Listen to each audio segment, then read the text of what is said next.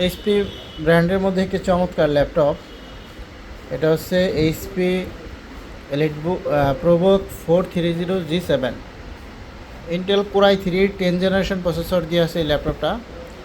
খুবই সুন্দর সিলভার কালারের মধ্যে। দেখেন অল্প বাজেট, এটা কিন্তু বাজেট একদম সীমিত, যাদের বাজেট একদম কম তাদের জন্য মূলত এই ল্যাপটপটা কিন্তু খুবই সুন্দর হবে, পারফেক্ট হবে।